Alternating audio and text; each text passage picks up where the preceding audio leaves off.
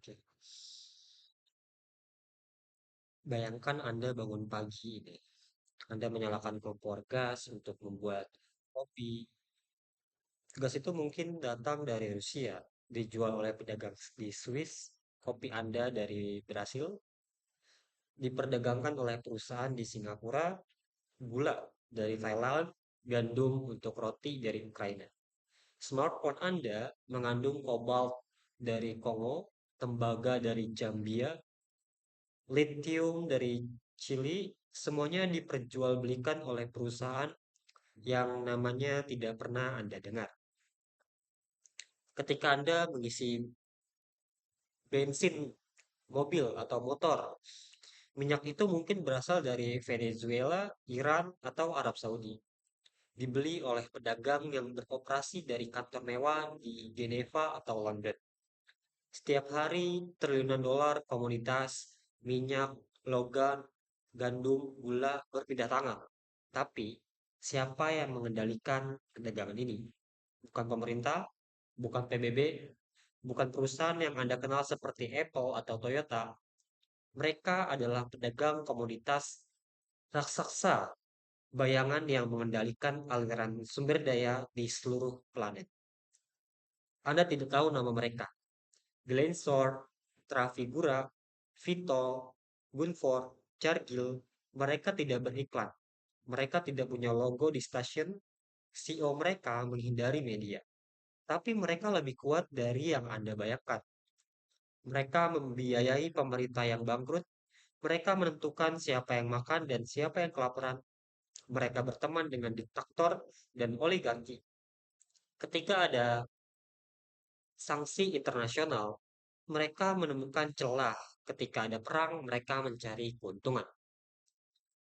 Buku ini adalah kisah tentang mereka, pedagang yang menjual dunia. Dan setelah Anda membaca atau mendengarkan video ini, Anda tidak akan pernah melihat bensin, kopi, atau smartphone Anda dengan cara yang sama lagi. Bagian pertama, Mars Rich, Bapak Perdagangan Modern. Pelarian dari Holocaust yang menjadi raja minyak. Kisah perdagangan komunitas modern dimulai dengan satu orang, Mars Rich. Lahir di Belgia tahun 1934 sebagai Marcel David Reich. Keluarganya melarikan diri dari Nazi ke Amerika di New York. Mart tumbuh miskin tapi ambisius. Berbicara 5 bahasa, cerdas seperti ular, dan berani mengambil risiko yang tidak akan diambil orang lain. Pada usia 20-an, dia bekerja untuk Philip Brothers, perusahaan perdagangan logam terbesar waktu itu. Tapi Marx melihat sesuatu yang orang lain lewatkan. Apa itu? Minyak. Pada 1970-an, minyak masih dikontrol oleh Seven Sister, 7 perusahaan minyak raksasa barat seperti Exxon dan Shell.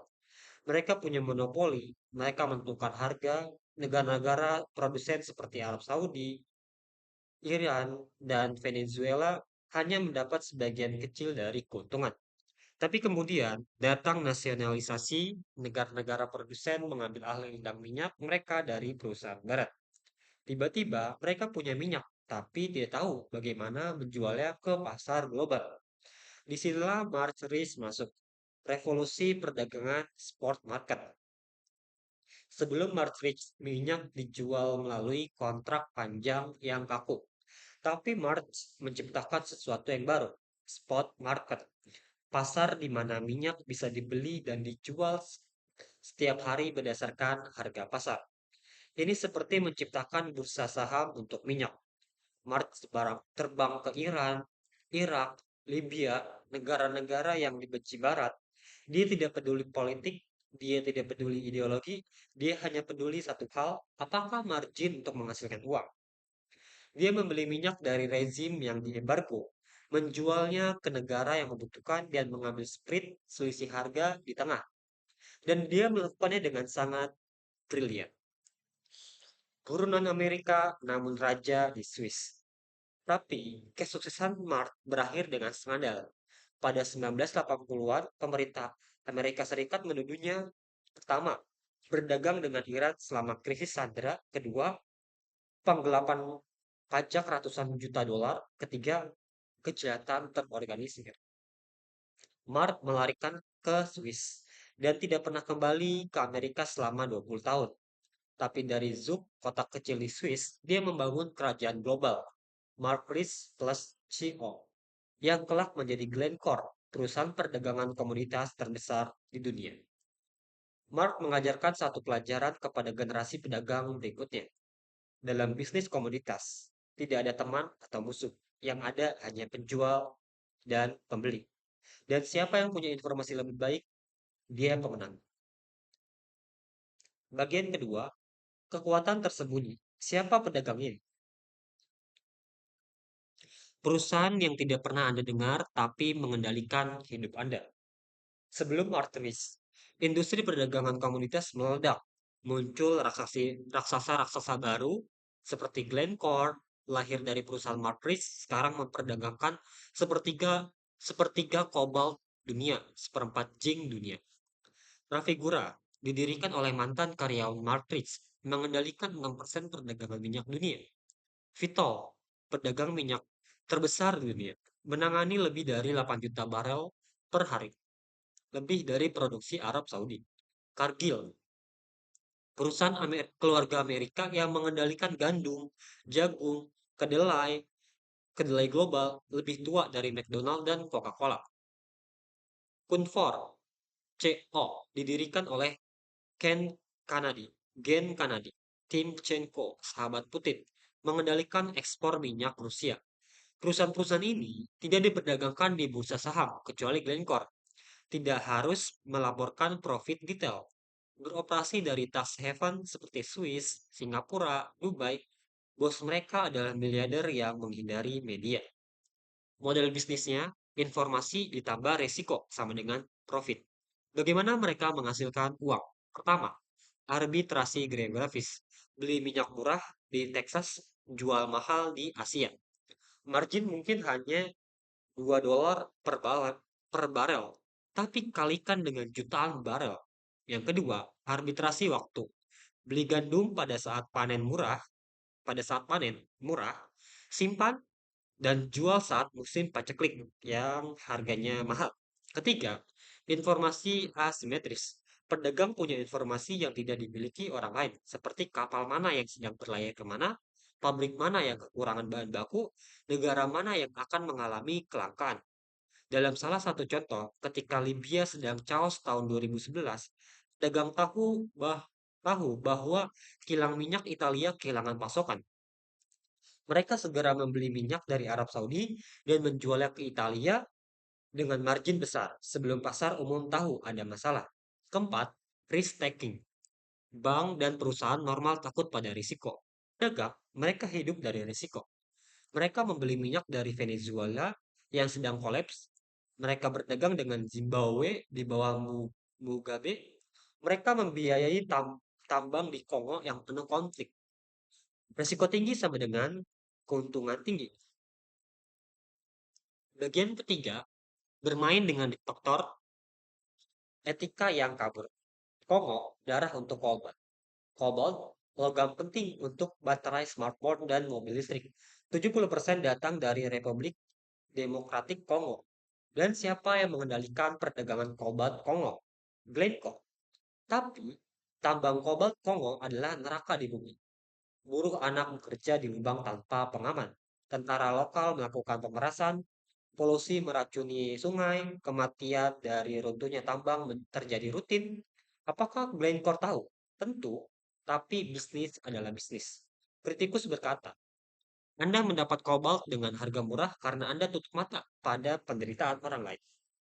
Glencore berkata, kami tidak menjalankan tambang itu, kami hanya membeli logamnya, dan jika kami tidak membeli, orang lain akan membeli.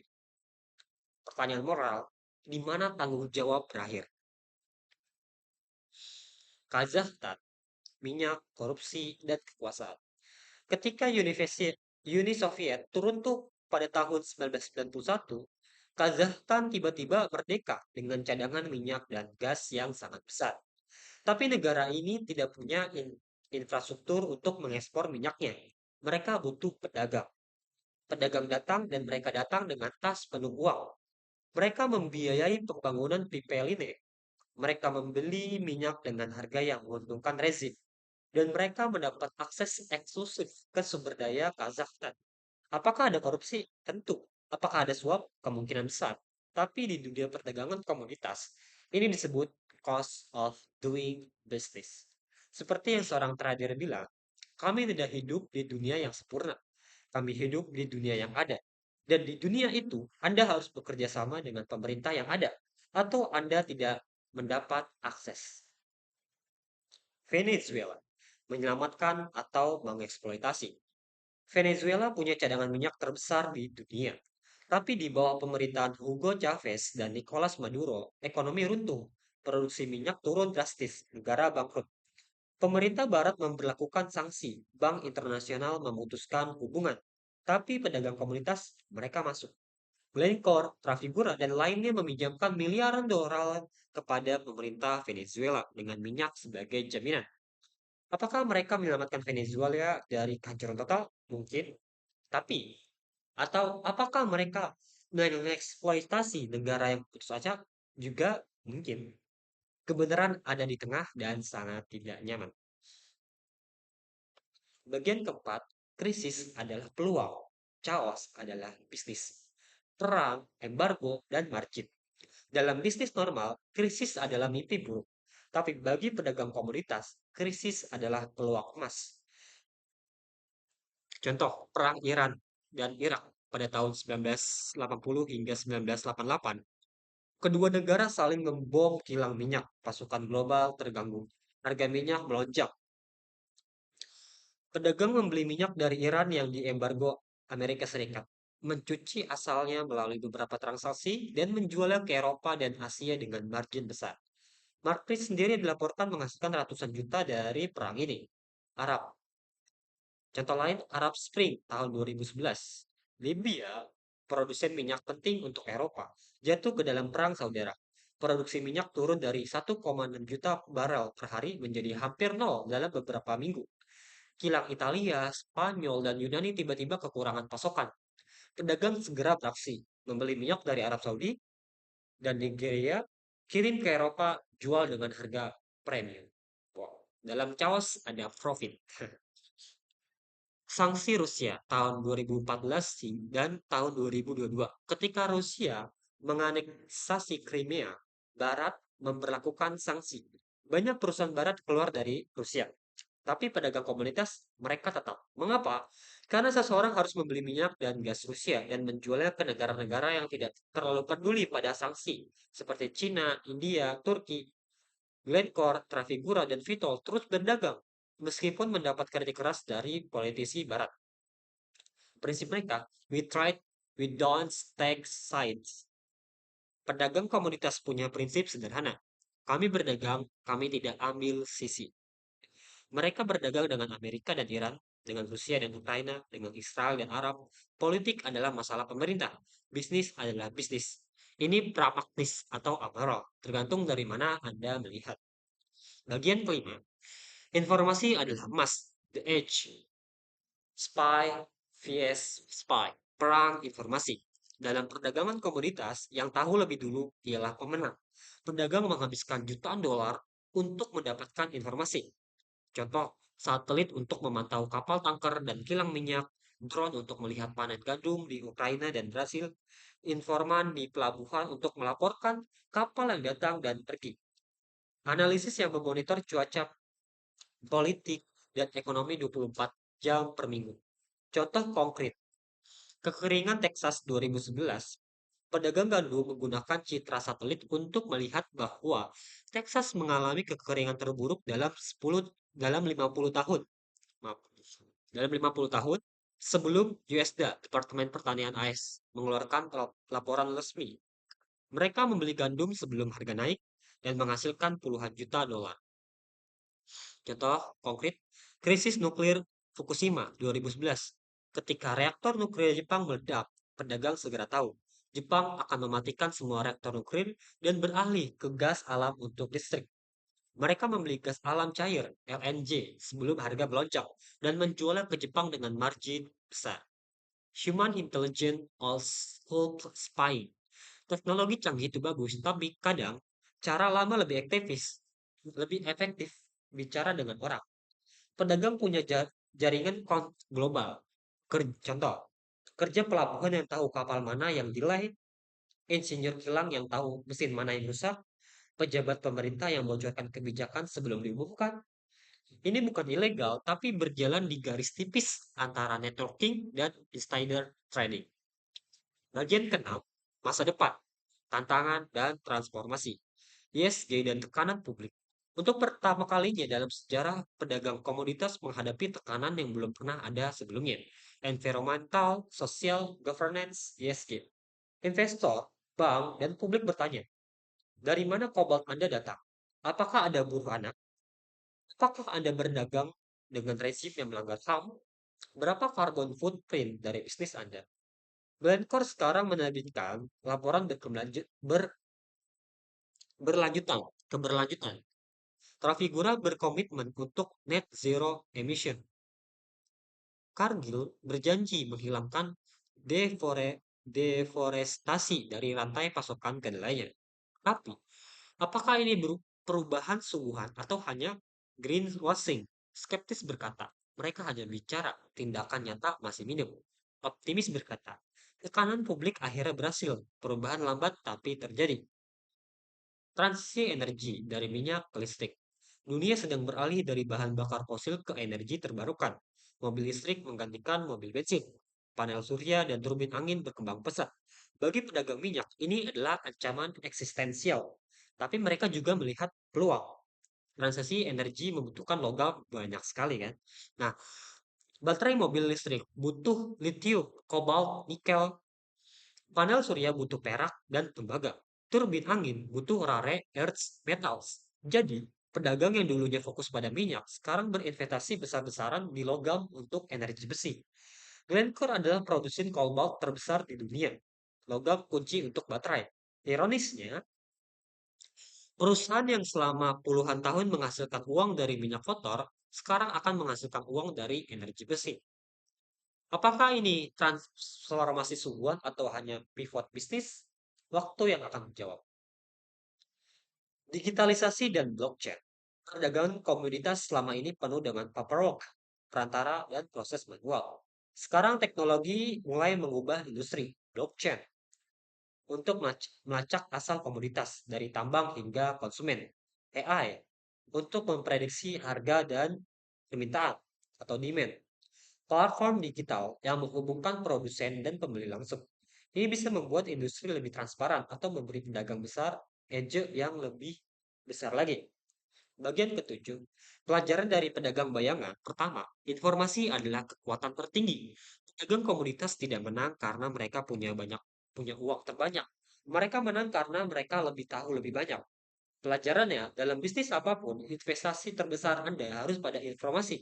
Riset pasar, pemahaman pelanggan, tren industri, seperti itu. Kedua, risiko dan return berbanding lurus. Pedagang bersedia masuk ke negara yang dihindari orang lain, bersedia berdagang dengan pemerintah yang tidak stabil, bersedia mengambil risiko yang membuat banker gentar. Pelajarannya, jika Anda ingin return di atas rata-rata, Anda harus bersedia mengambil risiko di atas rata-rata dengan perhitungan yang matang. Ketiga, fleksibilitas mengalahkan ideologi. Pedagang tidak terikat pada satu komoditas, satu negara, atau satu cara berbisnis. Ketika minyak turun, mereka beralih ke logam. Ketika satu pasar tutup, mereka buka pasar lain. Pelajarannya, dalam dunia yang berubah cepat, adaptabilitas lebih berharga daripada loyalitas pada model bisnis lama. Keempat, etika adalah pilihan dan konsekuensinya nyata. Pedagang menghadapi dilema moral setiap hari. Berdagang dengan diktator atau kehilangan profit, mengabaikan pelanggaran HAM atau keluar dari pasar HAM. Pelajaran bisnis tidak terpisah dari etika. Setiap keputusan bisnis adalah keputusan moral, dan Anda harus hidup dengan konsekuensinya. Yang kelima, yang tersembunyi bisa sangat berkuasa. Anda tidak tahu nama Ivan Glasenberg, Jeremy Ware, atau Russell Hardy. Tapi mereka mengendalikan aliran sumber daya yang Anda konsumsi setiap hari. Pelajarannya, kekuatan sejati sering beroperasi di belakang layar. Jangan hanya lihat apa yang terlihat, lihat siapa yang mengendalikan infrastruktur, supply chains, and system. Baik, penutup, dunia dijual dan kita semua pembelinya. The Word for Sale. Ini adalah buku yang saya bagikan selama 20 menit ini, mengungkap dunia yang kebanyakan orang tidak tahu ada. Dunia di mana segelintir perusahaan mengendalikan aliran komunitas yang membuat peradaban modern berjalan. Tanpa pedagang ini, mobil Anda tidak punya bensin, smartphone Anda tidak punya baterai, roti Anda tidak ada di supermarket, listrik Anda padam. Mereka adalah infrastruktur tidak terlihat dari global, globalisasi. Tapi kekuatan mereka datang dengan harga. Mereka berdagang dengan rezim yang brutal, mereka mengeksploitasi celah dalam sanksi internasional, mereka sering tutup mata pada penderitaan di rantai pasokan. Apakah mereka jahat? Tidak sederhana itu. Apakah mereka perlu? Ya, setidaknya dengan sistem ekonomi global yang kita punya sekarang. Apakah mereka harus lebih bertanggung jawab? Absolut, tentu. J. Jeffers Blaze, Jeffrey Blaze dan Jack Farci tidak menulis buku ini untuk mengagumi atau mengutuk pedagang. Mereka menulis untuk mengungkap, menyebarluaskan agar kita semua tahu siapa yang benar-benar mengendalikan sumber daya dunia.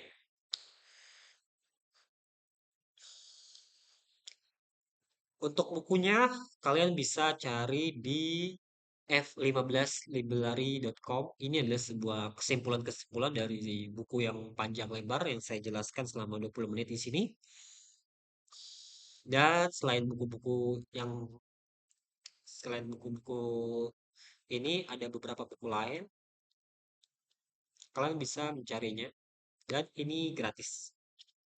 Baik, mungkin seperti itu eh, paparan dari buku. Terima kasih banyak sudah menonton sampai akhir. See you.